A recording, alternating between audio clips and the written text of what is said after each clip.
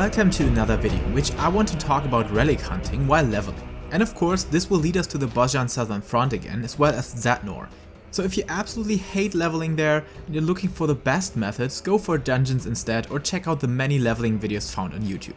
But for those interested, and basically my own personal plan on how to get all my Shadowbringers relic weapons slow but steadily is the following. First, you have to note that most weapons are locked behind repeatable and one-time quests, and while you cannot take easy shortcuts for the first time completion of your relic progress in Shadowbringers, you can make use of stacking the other repeatable quests, which will save us insane amounts of time later. So, the best thing to do this is to have done the whole quest once, or at least until you reach a certain progress, maybe the one I reached, stuck on the step before the final step, that requires me to collect all sorts of material spread across Zadnor and drop from each zone individually. However, all the previous steps that are kinda grindy can be shortened significantly by just having all of them active and then doing Bozja or Zadnor content, where Bozja is a bit more rewarding due to synergies with drop chances and such, but more to that later. Which means start with the whole quest line and try to complete it one after another. My absolute tip for newcomers is to always work on your progress of your relic quest, so keep quests received from Geralt and Zlatan up to date, and once you've finished another step, leave Bozja and continue with it. There will be some gatekeeper quests that might be difficult to complete now because most people are only concerned about leveling as they have already received those relic weapons in need. But if you're reaching out to Bozja or Zadnor specific Discord servers or communities, there should be ways to clear the big 48-man alliance raids without much struggle. And how do you get there? The first weapon is for free, and each afterwards will cost you 4 Thavnarian scale powders, received from traders in Mordona or Idleshire by 1k Poetics. Afterwards you will have to collect 60 memories of the dying with 20 of each different color. These will be dropping inside of Bozja, but also from Heavensward Fates in a much more effective way. But I highly recommend to favor Bozja to also level up your resistance rank that is required later. After that, Geralt and Zlatan require you to collect 6 bitter memories of the dying, also received from enemies spread across Bozja, or level 60 dungeons as well as 1 per duty roulette leveling each day. Yes, go for Bozja here as well if you still need jobs to level, the whole reason why we're talking about this again, right? However, after this step is completed, you might already have completed everything required for some of the best relic weapons this game has to offer, or at least the best found in Shadowbringers. So if you're hunting down specific weapons for multiple jobs, always check out which progress and stage is required to earn them. The showcase video found in the description names all the weapons and stages, so check out which is worth collecting. But before starting with the next stage, here comes the whole trick to this method. Accept both quests with another job until you reach the stage with memories of the dying again, or even that with bitter memories of the dying, so that with further progress you're still grinding down these memories as a side effect. Because otherwise you won't be seeing these memories dropping unless you have the repeatable quest active, so each quest being inside of your journal will increase your total profit for stuff needed for multiple relic weapons.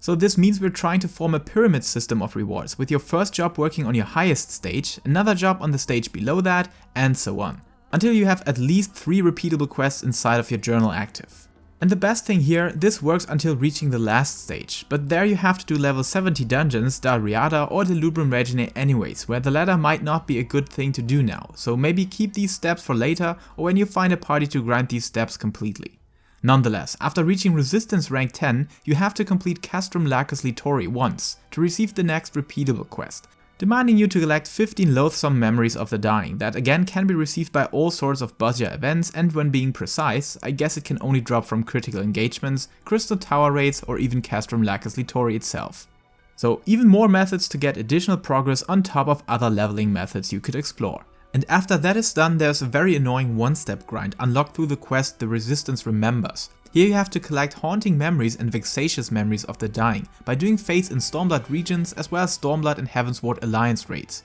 So maybe plan these steps for when you still have a job below level 70 and make sure to use fates to level them while working on this step.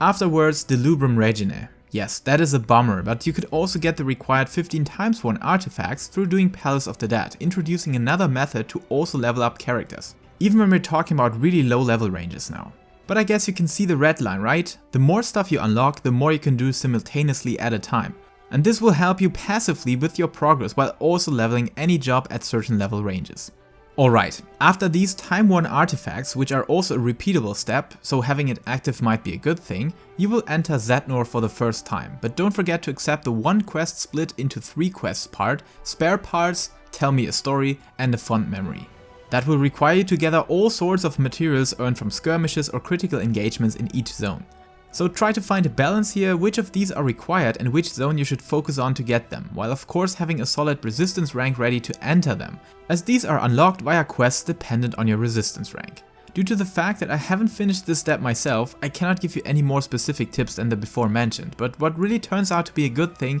all of these materials can be received by all sorts of duty roulette content, so definitely check out the phenomenal guide on Consolegameswiki.com and especially the amazing video guide of ARC Morning on YouTube, both found in the description.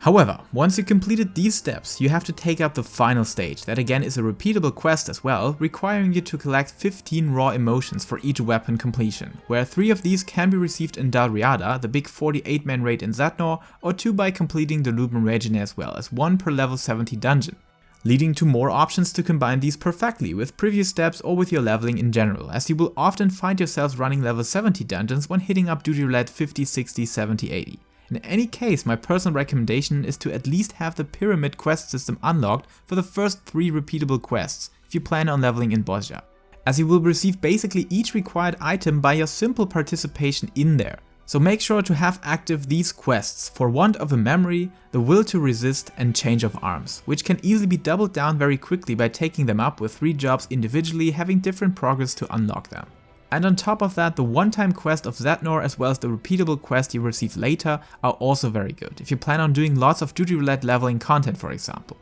And I know, preparing this for the first time took me a good while and actually 2 jobs to 90 for the preparation alone, but it will definitely result in multiple cool looking relic weapons for different jobs later, if you plan on doing Bozja content from time to time.